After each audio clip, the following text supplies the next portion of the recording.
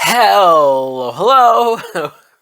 What is up, everybody? My name is Mike Brown, aka Review King MB, and I wanted to make this video, or at least I felt like I had to make this video, because I just got done watching The Last of Us Season 2, Episode 2, and boy, this is a rough one. Magic! Or magic. So I did not review the first episode of The Last of Us Season 2 because I had a lot of stuff going on. And then even this past weekend was WrestleMania weekend, which if you don't watch wrestling, you don't give a fuck about. But that's just explaining why I didn't watch the second episode on Sunday night. Now, Monday comes around, and it's usually a day where I don't really want to do much. I just went through 2 nights of WrestleMania, so I just kind of want to relax and whatnot.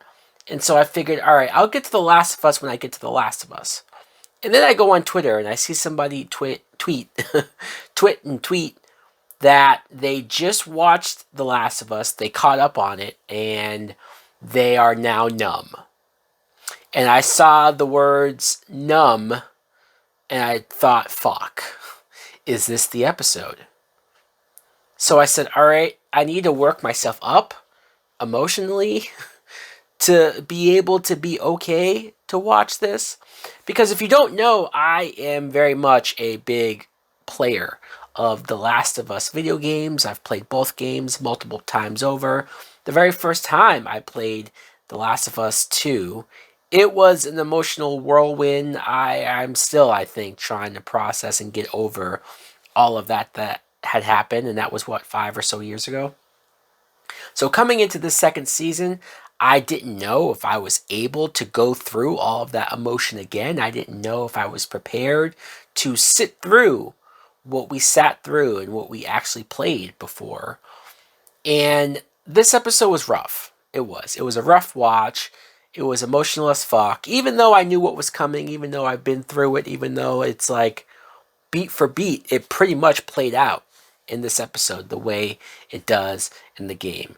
And even though I know Abby's story, and I think this show so far has done a better job than the game did of trying to explain Abby's point of view. Sure, maybe we're not immediately attached to her the way that we will eventually, hopefully, and at least how we do in the game later on. But when you get introduced to Abby in the game, you don't get a lot of context to what she's doing and why she's doing it. So you hate her.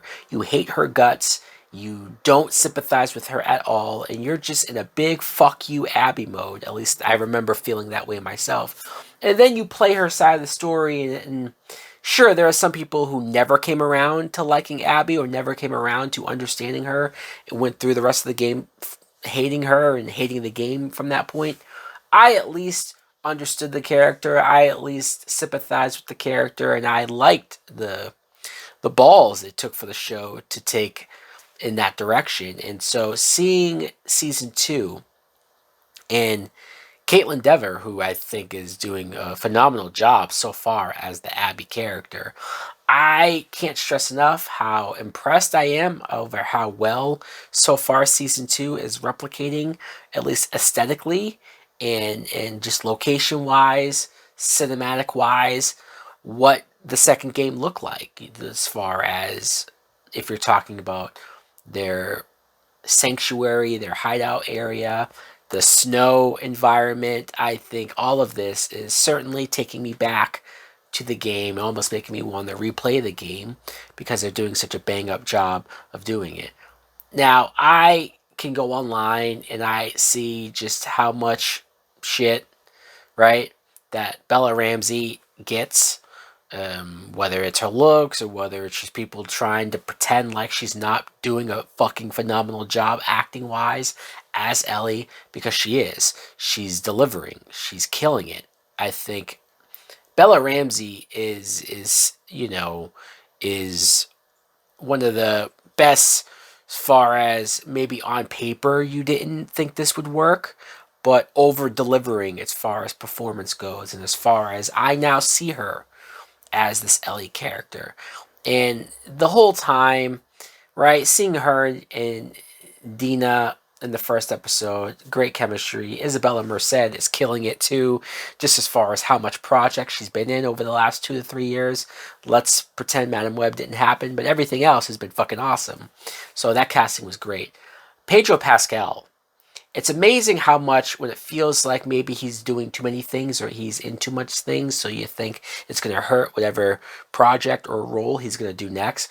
But his Joel is so different, so layered, so serious. It's such a different type of acting that Pedro has done, and he's also doing a bang up job. And so that's why it hurt to see the events that go down in this episode. Abby killing Joel hurt my soul, it hurt my heart. I cried. I'm not going to bullshit or pretend like I didn't get emotional here, and it's partially because I remember the feeling that I had, how emotional and sad I got the first time around.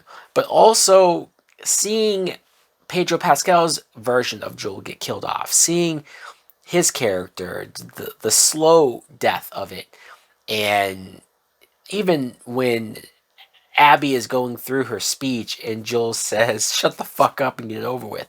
He knows, and he's almost accepting the fact that he's going to die right here, right now. And it's rough. He never got any sort of closure or any sort of makeup with Ellie. They left things on a horrible note, and Ellie was just being a complete bitch to him, admittedly. But it's even rougher to see Ellie's reaction to it. It mirrors the game perfectly, and how she is forced to watch this man die and the guilt that she will have going forward. I think this season is going to be rough. I hear that they're also going to do season 3 of the story, and this is going to be a tough watch. It almost makes me feel like it's going to be too dark, it's going to be too much. Because I remember when The Walking Dead went to dark places, a lot of people fell off and stopped watching that show because it got too dark. It got too dour. This show, this game, this story gets dark and gets hard to sit through early. So I wonder what the audience level, what the fan level, I guess it helps that we can anticipate it, can sort of see things coming. We already gone through it. But even for people who haven't played the game, like, this can be a rough watch.